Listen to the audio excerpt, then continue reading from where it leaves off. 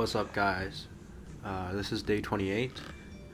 Today, I was planning to do some core stuff, something not related to arm wrestling in a way.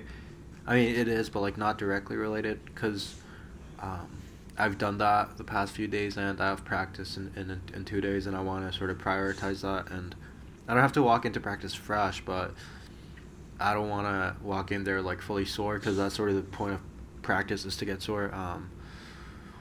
Anyways, yeah. So I was thinking of doing some like core stuff. I used to try to do the McGill Big Three, um, for back squats and stuff. So maybe I was thinking of doing like just going through that. Um, but I ended up doing like an ab workout, but with my girlfriend. So that wasn't filmed, and I wanted to post a video. So I just decided to go for like a rehab day. Um, so basically, yeah, like this video, I'll talk about what I'm doing, and I'll just sort of talk about like the questions I have about like rehab, like exercise recovery, um, and like blood flow, stuff like that. So here I'm doing some wrist curls with the 25s. When I was in the gym, I sort of was directly over the dumbbell, but here I'm really trying to lean to the side, like they do in Latvia. I don't know if you've seen the Voice of Arm Wrestling wrist curl videos, but they lean all the way, just so it's like a actual arm wrestling cupping position. So you start like sort of uh, neutral. I don't know if it made a big difference. I mean, I don't know. At this weight, I don't think, or even at this level, I don't think it matters that much. Uh, but I mean, it didn't feel like sometimes it feels uncomfortable, right? Sometimes I prefer to be over it more, but this time it felt okay. So I'm probably just gonna stick with this. Um, I mean, I've been made fun of this. I've been made fun of for this in the gym. Um, Wait, no, I haven't. I don't know. Maybe I was just self-conscious or something. But oh, now I remember. I think in high school, like I was watching these like arm wrestling videos, and this is before my first table practice was about a year ago. This is like maybe 2 years ago. So like I wanted to try like those like arm wrestling exercises and stuff because I was like obsessed with the videos.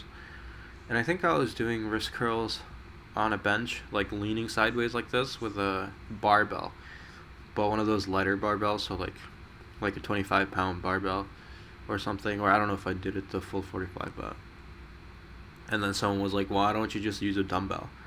Um, which I mean, probably is true. Like I don't know if there's a big difference. Of course, like they say, when there's a barbell, you have to stabilize it as well. So maybe that's true. I feel it could be interesting if you added like uneven weights, so more weight on one side and do wrist curls.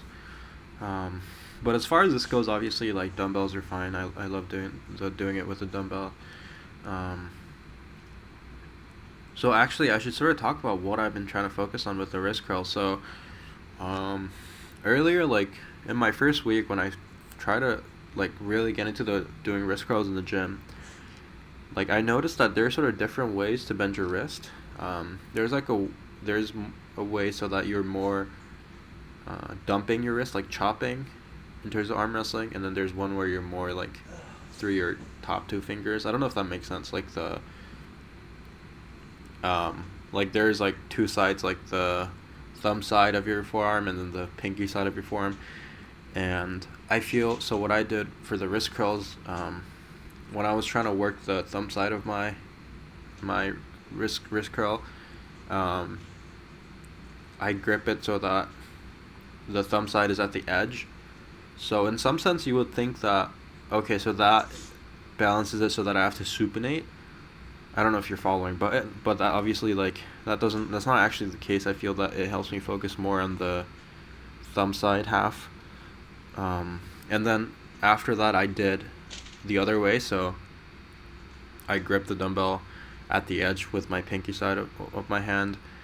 And then I did the wrist curl, sort of chopping wrist curls like with my riser dumped, if that makes sense.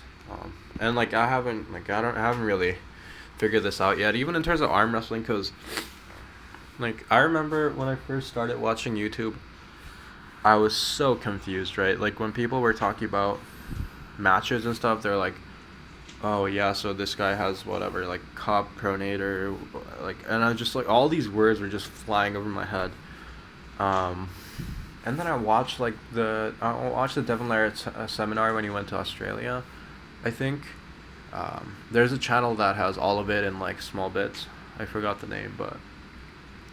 And then he goes to the basics, right? He's like, okay, your pronation is your opponent's cup, your cup is your opponent's pronator, and I was like, started clicking to me these like basic concepts, because I feel it was especially harder because I didn't have anyone to arm wrestle, so it was like all in my head while I'm watching, right? So it took me a while to get the understanding like purely through watching, but I feel I reached like the basic level of understanding over the 2-3 years I've been watching on YouTube. And then by the time I went to the table for the first time, which is last year, I think I had a pretty decent understanding.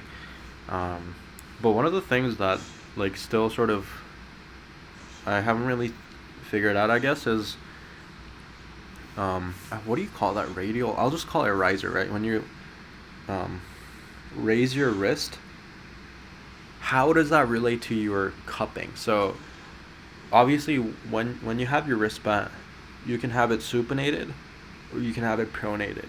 But can you also have um, your wrist bent with, like, is there an articulation of that riser while your wrist is bent? So I don't really know. I mean, I think that's interesting. I mean, I don't know. I haven't really. Maybe it's not too relevant. Maybe it's not how the body like mechanics works. But anyways, I just wanted to share that because I've had that thought before. Because obviously, like, in terms of cupping and pronation, I feel it's like a chart, right? Because you can have both. You can have one, or you can have none of them, right? But I don't know how that works in terms of the other stuff. But back to the exercise. So here I did some like push-ups on my knees because I wanted to. So basically, what I'm doing today is I'm working all the muscles that are already sore. So yeah, that was the second thing I wanted to talk about today. So I worked out like powerlifting sort of casually, obviously in high school. Like I play high school sports, watch like fitness people on YouTube. I've never heard of this whole blood flow thing until I've like gotten into arm wrestling, right? So I know Devin talks about it. Like, I mean, everyone talks about it, right? Like, I do physio, I do rehab, I do blood flow, I do high volume, I do lots of reps, and I just watched his video. He's talking about a river. He's talking about his arm as like a river. So that's like an extreme example of that, I guess. But this whole concept of like blood flow, I mean, I feel like now it makes sense to me, obviously, but I never thought about it before, and I'd never really tried it either. Because for me, it seems like, I mean, I knew that active recovery was a thing, right? So I remember seeing like, oh, if you've gone on a run or something, or your legs are sore, you should just go on a walk instead of like staying like and doing nothing. But this whole blood flow concept, I'm super new to it, so I just basically thought I would do some low intensity, like high rep stuff in all the muscles that I'm sore. But like, I mean, this is my first time, like, I mean, I've tried to do rehab before, and it's the first time I've really like done it while like sort of done it for fun, because I feel I've done rehab like after a pulling session, but that's because I'm too sore to do anything else, right? So today I feel I could have pushed myself a little bit, but I sort of chose to do it. So I have a lot of questions about it. So one thing is, say you trained bench press, right? So you trained bench press on Monday, and I don't know, on Friday you train squat, right? So one person trains bench press on Monday and then does nothing, trains squat on Friday, and then the next Monday they train bench again, right?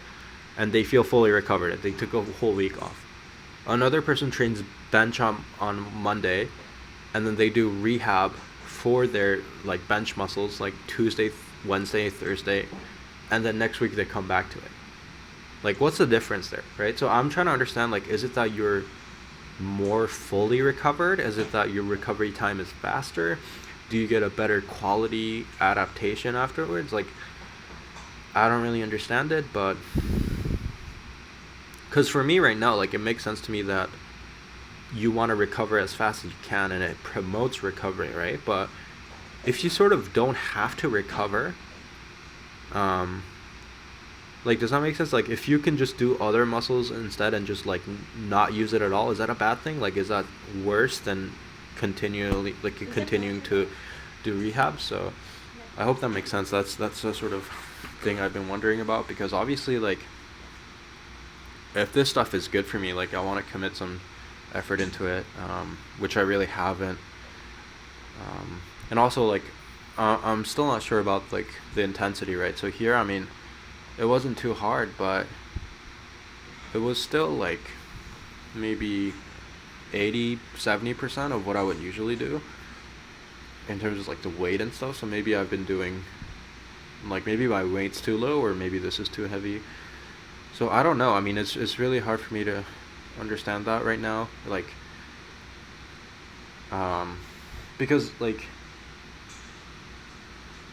I don't know. Then I feel like you should be working out something one day, and for the rest of the week you should constantly be doing blood flow to that thing, right? So, and I just feel like I haven't really seen people that committed to it. So maybe it's like an arm wrestling thing. I don't know. I just don't really understand it. Like, but anyways, yeah. So here I think I'm doing like 3 sets, or I did 2 sets of some forearm stuff. Like, my forearms weren't even sore, but I know that like soreness is obviously like not an indicator of how recovered your muscles actually are. So I just did it. So I did like pronation, supination, some riser curls, and then obviously you saw me like with the bands. I'm trying to get a pump in my chest, like pecs, because they were actually still sore from the push-ups I did, like, I don't know, on Monday.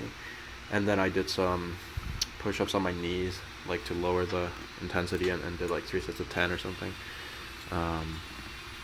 Yeah, and then here I'm using the massage gun. I've gotten it, like, I think when I started the YouTube, like, after like a week or so, I got it off of Amazon. It's really nice. Like, I've used it a few times. I mean, I don't think I really know how to use it. I watched like a video Coach Ray made, and he talked about he does it like for like 5-10 minutes, and then goes across the muscles first, and then afterwards goes along like the muscle fibers or something. So I just sort of try to stick to that. But I'm not sure if that's like really the best way to do it.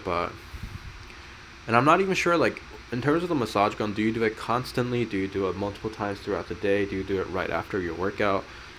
How much, how often? Like, all these things are still, I'm trying to figure them out, but I'll say, like, I felt much better afterwards. Like, the soreness is significantly reduced, so I think they helped. So yeah, that was recovery day, guys. Thanks for watching.